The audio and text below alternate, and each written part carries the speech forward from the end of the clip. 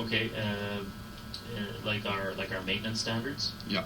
Like how we deploy our units. Yeah. How do you like to set your schedule of the plowers? Okay, so we have patrollers or foremen that continually monitor road and weather conditions. When a storm is coming, then our staff starts preparing the fleet and the shops for response to winter activity. Even when the storm is getting close, by monitoring road and weather information that we have available to us, then we will start deploying trucks to start patrolling as well. So we'll deploy plow trucks out, even though they're not required right at that time. Those people can monitor when the roads start to change. Once the weather conditions start to change, then the operators will then let the foreman know, which will initiate winter operations. So generally the way we're set up is contractually we have to have a certain amount of trucks based on routes, classes, circuit times. We have to deploy based on accumulation amounts. We have to deploy based on different conditions that are determined and outlined and defined in the contract. So these are all our trigger points for winter operations. So once we start winter operations, we usually perform winter operations continually until we meet our level of service, which is also a contractual requirement based on class, traffic count, traffic volume, as determined by the ministry. Once we have met the level of service, then we will cease operations and prepare for the next one. Okay. So I can go into detail of different trigger points if you'd like. Right. What kind of trigger points? So for plowing, generally our trigger point for plowing is 2 centimeters of snow accumulation on any portion of any route. For spreading, which is salting usually, we have to deploy within 30 minutes, no more than 30 minutes after the start of a winter event.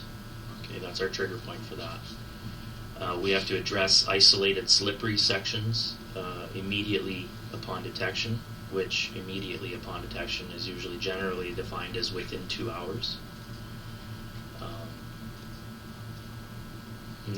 That's basically our trigger points for winter operations. Lots of the times we're relatively proactive where we're already on the road when it starts, so we can hit them well before it gets to 2 centimeters, right? So, do you want to know what the levels of service are? Well, yeah, I think you have to meet the given ROS requirements. Okay. The current ROS requirements, I know the first is bare pavement regain policy, and the maximum depth of snow allowed to accumulate during a snowstorm, something like this. Do you have any more? No, so maximum accumulation. There is no maximum accumulation. We have to start plowing upon the accumulation of 2 centimeters on the road at any time. Once we're out there and we're deployed and we're plowing, if the snow is falling in really intense frequencies, then we could accumulate lots, even though our truck is out there. Right? So our trigger point is once there's 2 centimeters, we have to start plowing, and we have to plow until there's less than 2 centimeters, in which case then we don't have to plow, but we usually plow until we meet our level of service. So you don't have a maximum now, so you do have a minimum, which yes. is 2 centimeters. Yes. Yes. Right. Okay. So, do you some objectives during when you manage the free sizing? For example, when you want to get a minimum number of plowers. Do you have these kind of objectives?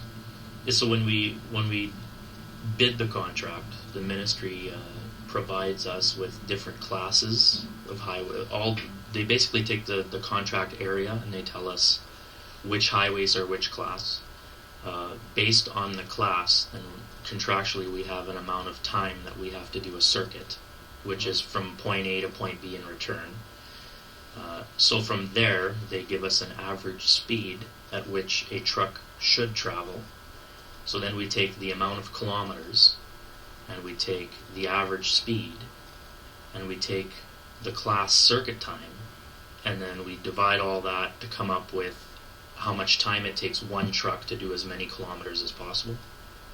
So based on how many kilometers and the class and the average travel speed, you can determine I need 37 trucks for this whole contract area, right?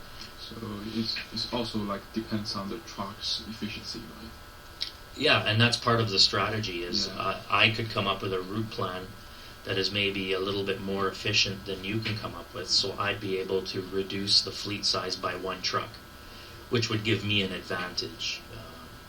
In the Of bid, course. right? Yeah. Or, I might want to put an extra truck to cover, which in turn might help keep some key areas clear longer and help me park trucks sooner, right? Instead of having continual operations, because continual operations also are a cost driver for the contractor. So it's a really fine balance of where you put more resources and where you try to do it as efficiently as possible, right? Where a class 5 you might not focus on, but say in through a major town or city, you might dedicate a truck, say, to ramps or intersections, even though you might be able to do it with one truck. It might be more efficient to put a truck just dedicated to those types of features and keep the main truck going on the straight line. So there's a lot of strategy, and the advantage is knowing the geographical area when you come up with these bids is being from the location and knowing how it works, because that helps you come up with a really, really efficient winter maintenance plan. Okay. So I basically know how you like decide the fleet size. Can you give a summarize of say what are the major factors like most important, or even like you can open your mind, or even like the least important do you think will affect the fleet size? For example, you mentioned before like the snow accumulation things. For example, I'll just give an example and make a summarize of the major factors. Major factors of fleet size? Yeah. What would determine a fleet size? Yeah. The major factors is exactly what the ministry outlines. It's the amount of kilometers you have to service, Yeah. and what class of highway those kilometers fall into, and basically the route plan you can come up with to achieve that as efficiently as possible within the constraints of the contract. That would determine your fleet size. So basically, it's three major factors. Yes. Okay, great. Right. And now we move to the next topic. Well, in which part you think it should make some improvements in the WRM currently you're operating now? Sorry, can you repeat the question? Sorry. I mean, currently, in which parts, the job you're doing, you think it should make some improvements? Contractually or operations-wise? Both of them.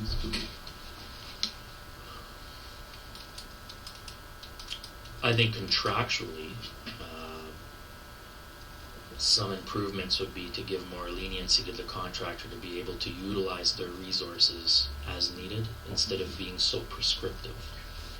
If I feel I need 2 trucks here, the ministry should still be watching me and saying that I should have a truck here even though it doesn't really need it. Right? I can dedicate my resources where I need it. I still have my fleet size, but if I want to put 2 trucks here instead of having 1 and 1, I can do that. I can manage my own fleet, my own resources. This contract, that communication, we have a really good relationship with our ministry, so that has improved from the previous contractor, I guess, I'm assuming, where they were more to the letter of the law of what they could do. Here we have the flexibility with our ministry staff to discuss these things and come up with a joint resolution to these issues. So, but generally, one improvement would be to allow contractors to utilize their resources a little bit more efficiently than holding them to the letter of the contract, because what's on writing is not always what happens on the road. Of course. So you can increase your flexibility as well. That's right. So you talk about the operation perspective. Operation perspective, innovation is always a good thing. To allow the contractor to be more involved with different techniques and different innovation. The way the ministry used to do it in the past might not be the most cost-effective way. Where a contractor knowing what's new in technology and being involved in new technology might have a better solution. So operations-wise, it's always